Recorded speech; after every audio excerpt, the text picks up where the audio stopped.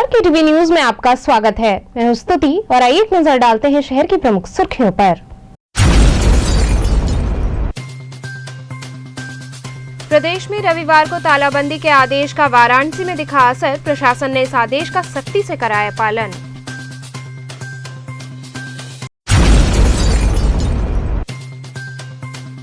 नवरात्र की षष्ठी तिथि पर भक्तों ने मां कात्यायनी देवी के दरबार में लगाई हाजिरी।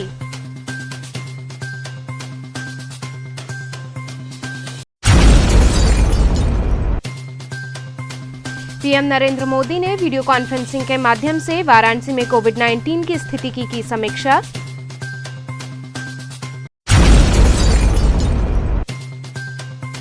और वाराणसी में कोरोना संक्रमण से स्थिति भयावह, शवदाह करने वालों की लगी है भीड़। और अब खबरें विस्तार से। नवरात्र की षष्ठी तिथि पर भक्तों ने मां कात्यायनी देवी के दरबार में हाजिरी लगाई। नवरात्रि का छठा दिन मां कात्यायनी की आराधना का दिन होता है। इनके पूजन से अद्भुत शक्ति का संचार होता है व दुश्मनों का संहार करने में ये सक्षम बनाती हैं। मां कात्यायनी का स्वरूप अत्यंत चमकीला और भास्वर है। इनकी 4 भुजाएं हैं। मां का वाहन सिंह है। मां की उपासना से भक्त को अर्थ, धर्म, काम, मोक्ष चारों फलों की प्राप्ति होती है। इसके अतिरिक्त मां की आराधना से विवाह बाधाएं भी दूर होती हैं। काशी में मां का मंदिर सिंधिया घाट पर स्थित है, जहां मंदिर प्रशासन ने कोविड गाइडलाइन का पालन कराते हुए भक्तों को मां का दर्शन कराया। श्रद्धालुओं ने मां को नारियल, चुनरी, माला, फूल इत्यादि अर्पित कर उनके चरणों में शीश नवाया। इस अवसर पर विभिन्न सुगंधित पुष्पों व आभूषणों से मां की दिव्य झांकी सजाई गई, जिसे देखकर भक्त निहाल हो उठे। गुरु जी, किस देवी का मंदिर है, क्या मान्यता है? ये माता कात्यायनी दुर्गा का मंदिर है और नवरात्र में छठे दिन इनका दर्शन का बड़ा ही महत्व है। और ये सिंधिया घाट के समीप हैं, बगल में संकटा जी का मंदिर भी है। और इनकी मान्यता ये है कि जिन कुमारी कन्याओं का या लड़कों का शादी विवाह नहीं होता है तो इनको दही हल्दी लगाने से माई मनोरथ पूर्ण करती है। और दूसरी बात कि अपने बच्चों को ये धैर्य और साहस देती है। तो गुरु जी, इस समय कोरोना काल चल रहा है, सोशल डिस्टेंसिंग का कितना पालन करवा रहे हैं? सर, सरकार के आदेशानुसार, इंडियन गवर्नमेंट के एडवाइस के अनुसार सभी लोग उनका सहयोग कर रहे हैं। और ये आज का दिन जो माँ का दर्शन है उसमें सरकार ने संपूर्ण लॉकडाउन की घोषणा की, जिसका अक्षरशः पालन किया जा रहा है। और भीड़ तो है ही नहीं। माता से क्या प्रार्थना किया जाए? माता से यही प्रार्थना मैं करता हूँ कि संपूर्ण संसार को इस कोरोना रूपी राक्षस से रक्षा करें। प्रदेश में रविवार को तालाबंदी के आदेश का वाराणसी में असर देखने को मिला। प्रशासन ने इस आदेश का सख्ती से पालन कराया। कोरोना का प्रकोप लगातार बढ़ता जा रहा है। शासन प्रशासन स्तर से इसकी रोकथाम हेतु प्रयास जारी है। इसी कड़ी में प्रदेश सरकार द्वारा रविवार को तालाबंदी किए जाने का निर्णय लिया गया, जिसका असर वाराणसी में भी देखने को मिला। सुबह 10 बजे तक आवश्यक वस्तुओं की दुकानें खुली रहीं। इसके बाद मेडिकल स्टोर को छोड़कर सभी दुकान बंद करा दी गई और लोगों से लॉकडाउन का पालन कराया गया। इस दौरान वाराणसी प्रशासन हर चौराहे पर आने जाने वालों को रोक रही थी। वहीं बेवजह घूमने वालों के चालान भी काटे गए। इस समय हम अंद्रा पुल चौराहे पे खड़े हैं। आप देख सकते हैं कि यहाँ पे प्रशासन कोई व्यक्ति जा रहे हैं उनको रोक टोक कर रहे हैं, बिना मास्क के जा रहे हैं उनका चालान काटा जा रहा है। और बेहिचक बिना मास्क के लोग टहल भी रहे हैं, उनको भी प्रशासन चालान काट रही है। आप देख सकते हैं कि चौराहे पे प्रशासन मुस्तैद है।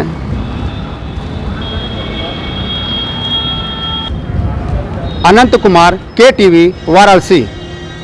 वहीं हमेशा पर्यटकों से भरा रहने वाला रामनगर का किला आज वीरान दिखा। सामान्य दिनों में यहाँ देश विदेश के कोने कोने से लोग आते हैं इस किले को एक नज़र देखने के लिए, लेकिन समय की मार झेल रहा यह अंतर्राष्ट्रीय पर्यटन स्थल आज खामोशी की चादर ओढ़ने को विवश दिखा। वहीं कभी स्नानार्थियों से हमेशा गुलजार रहने वाले रामनगर के बलुआ घाट पर आज सन्नाटा छाया नजर आया। यहाँ की सड़कें, गलियां और चौराहे शांत हैं, मगर मां गंगा की अविरल धारा अपनी गति से बहती जा रही है। प्रधानमंत्री नरेंद्र मोदी ने वीडियो कॉन्फ्रेंसिंग के माध्यम से वाराणसी में कोविड-19 की स्थिति पर समीक्षा की। प्रधानमंत्री नरेंद्र मोदी ने रविवार को जनपद वाराणसी में कोविड-19 की स्थिति पर वीडियो कॉन्फ्रेंसिंग के माध्यम से समीक्षा की। बैठक के दौरान प्रधानमंत्री द्वारा कोरोना से बचाव तथा कोरोना संक्रमित मरीजों के समुचित उपचार हेतु टेस्टिंग, बेड, दवाइयों, वैक्सीन तथा मैन पावर इत्यादि की जानकारी ली गई। उन्होंने जनता को हर संभव सहायता त्वरित रूप से उपलब्ध कराने हेतु अधिकारियों को निर्देशित किया। चर्चा के दौरान प्रधानमंत्री ने विशेष रूप से जोर देते हुए कहा कि 2 गज की दूरी, मास्क है जरूरी का पालन सभी लोगों द्वारा किया जाए। प्रधानमंत्री ने वैक्सीनेशन अभियान के महत्व पर बल देते हुए कहा कि प्रशासन 45 साल से ज्यादा की उम्र के सभी लोगों को इसके लिए जागरूक करे। उन्होंने प्रशासन को भी पूरी संवेदनशीलता से वाराणसी के लोगों की संभव सहायता करने के लिए कहा। वहीं उन्होंने सभी चिकित्सकों, सभी मेडिकल स्टाफ का आभार व्यक्त किया। उन्होंने कहा कि हमें पिछले साल के अनुभवों से सीखते हुए सतर्क रहकर आगे बढ़ना है। प्रधानमंत्री ने बताया कि वाराणसी के प्रतिनिधि के रूप में वह आम जनता से भी निरंतर फीडबैक ले रहे हैं। उन्होंने बताया कि वाराणसी में पिछले 5-6 वर्षों में मेडिकल इंफ्रास्ट्रक्चर के विस्तार और आधुनिकीकरण से कोरोना से लड़ने में सहायता मिली है। इसके साथ ही वाराणसी में बेड्स, आईसीयू और ऑक्सीजन की उपलब्धता को बढ़ाया जा रहा है। मरीजों की बढ़ी हुई संख्या से उत्पन्न दबाव को देखते हुए हर स्तर पर प्रयास बढ़ाने की जरूरत पर भी प्रधानमंत्री ने विशेष बल दिया। उन्होंने कहा कि जिस तरह प्रशासन ने तेजी के साथ काशी कोविड रिस्पांस सेंटर स्थापित किया है, वैसे ही तेजी हर कार्य में लानी चाहिए। प्रधानमंत्री ने टेस्ट, ट्रैक और ट्रीट पर जोर देते हुए कहा कि फर्स्ट वेव की तरह भी वायरस से जीतने के लिए यही रणनीति अपनानी होगी। उन्होंने संक्रमित व्यक्तियों की कॉन्टैक्ट ट्रेसिंग और टेस्ट रिपोर्ट को जल्द से जल्द उपलब्ध कराने पर भी बल दिया। उन्होंने होम आइसोलेशन में रह रहे मरीजों और उनके परिवार के प्रति भी सभी जिम्मेदारियों के संवेदनशील तरीके से निर्वहन का निर्देश दिया। वहीं वाराणसी क्षेत्र के जनप्रतिनिधियों और अधिकारियों ने प्रधानमंत्री को कोविड से बचाव तथा इलाज हेतु क्षेत्र में की गई तैयारियों की सूचना दी।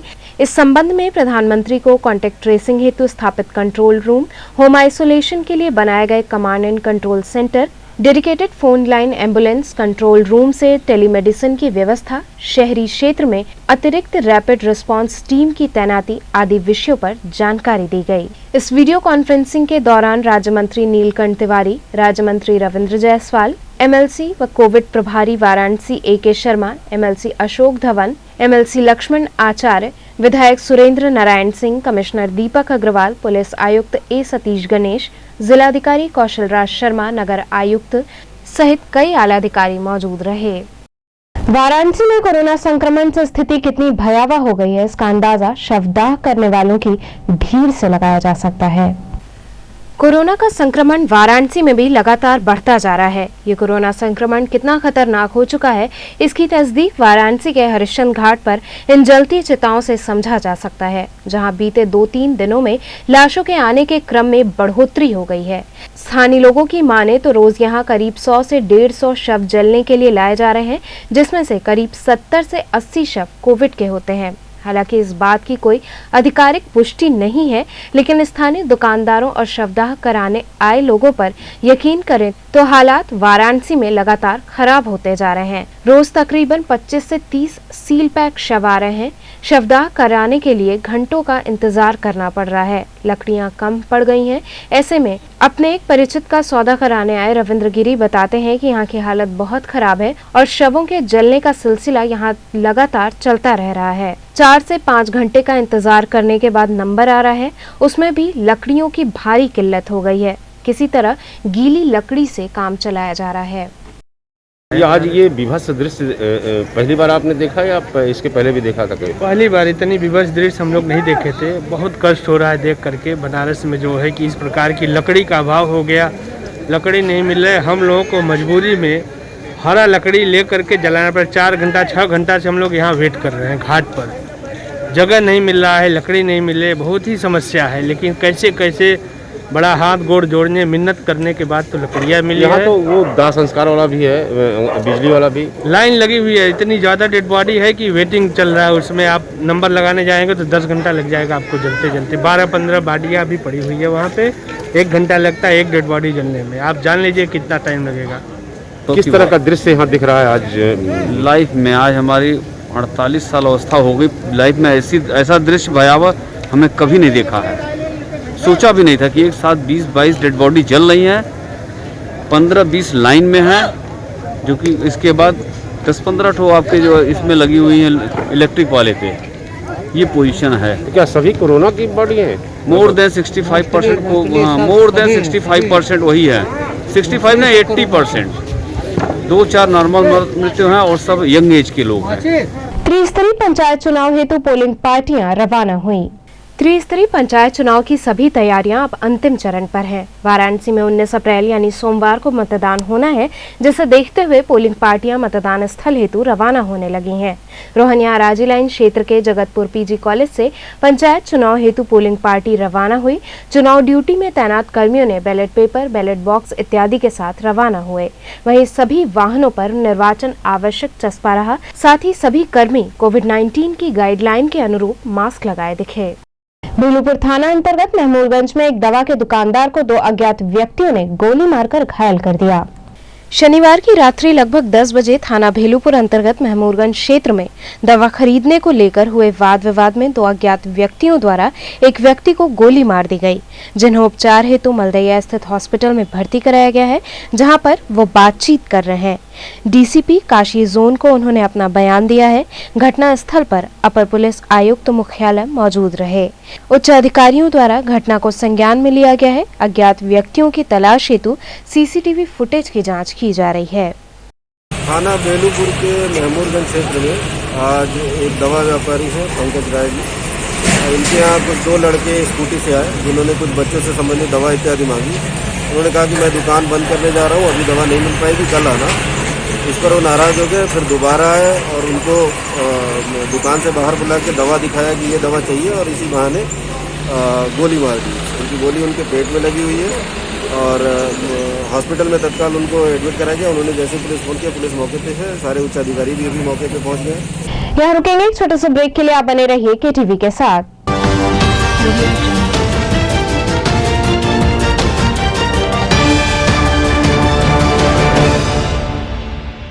खबरों से जुड़े रहने के लिए हमारे चैनल केटीवी वाराणसी को सब्सक्राइब करें और लेटेस्ट अपडेट्स के लिए बेल आइकन को प्रेस करें।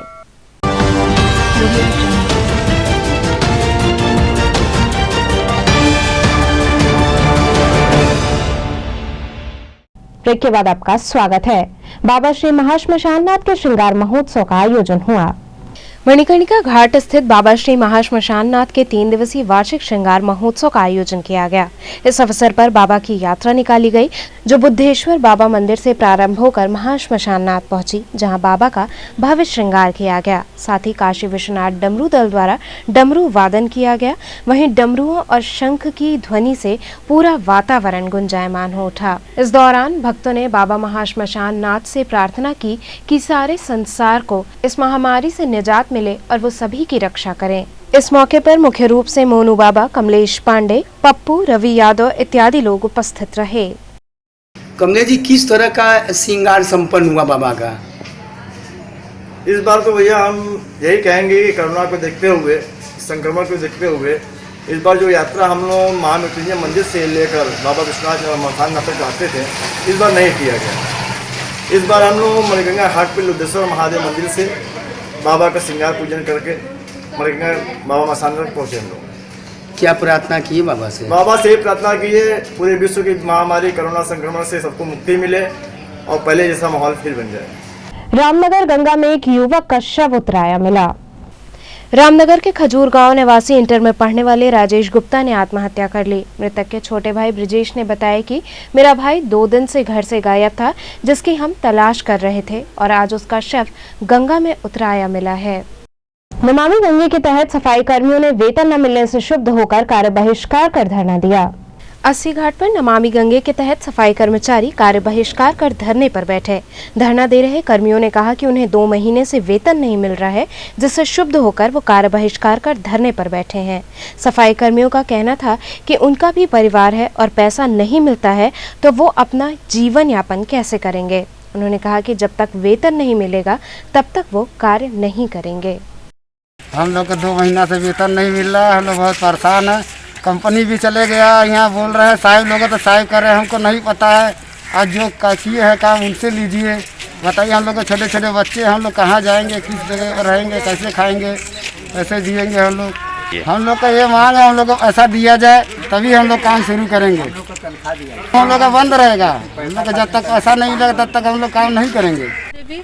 और तो 2 महीना से मेरा तनख्वाह रुका हुआ है और जब तक मेरा तनख्वाह नहीं मिलेगा हम लोग ड्यूटी नहीं करेंगे। और कनल हम लोग धरना दिए बैठे।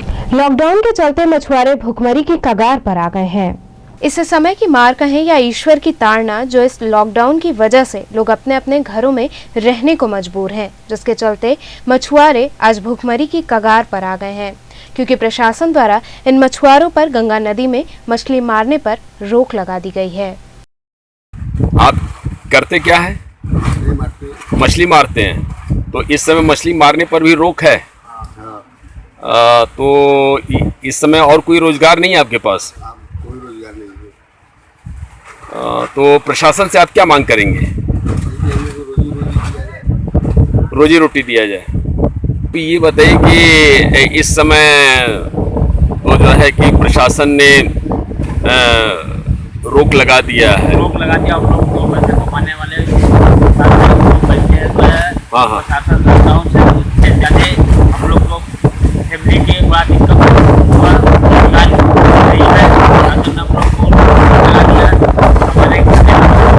आप क्या करते थे? मछली मारते हैं। तो इस समय मछली मारने पर भी रोक है? रोक है। प्रशासन का मारते हैं।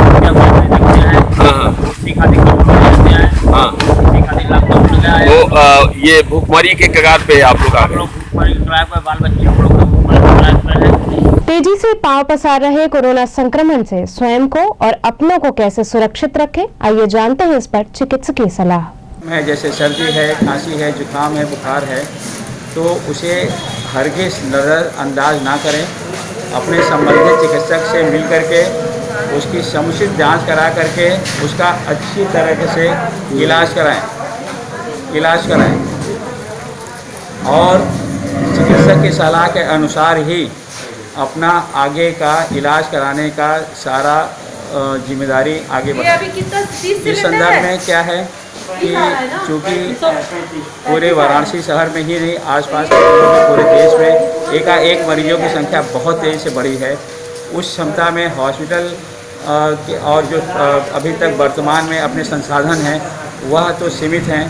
ऑक्सीजन दवाइयाँ हैं, उनका प्रोडक्शन भी लगभग पहले के अनुसार था, लेकिन इतने कम समय में बढ़ने की वजह से थोड़ी सी समस्या हो रही है, लेकिन स्थिति पूरी तरीके से नियंत्रण में है।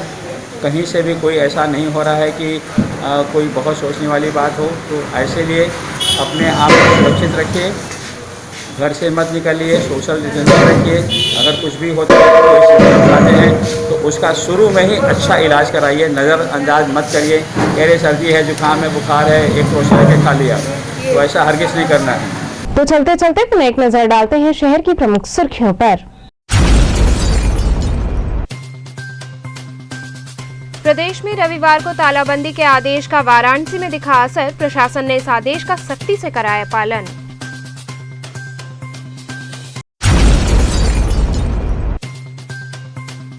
नवरात्र की षष्ठी तिथि पर भक्तों ने मां कात्यायनी देवी के दरबार में लगाई हाजिरी।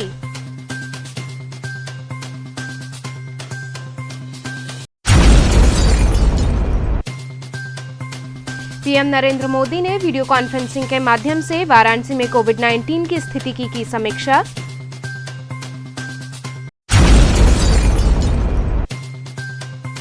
और वाराणसी में कोरोना संक्रमण से स्थिति भयावह, शवदाह करने वालों की लगी है भीड़। तो ये थे आज के समाचार, कल फिर होगी मुलाकात, तब तक के लिए नमस्कार।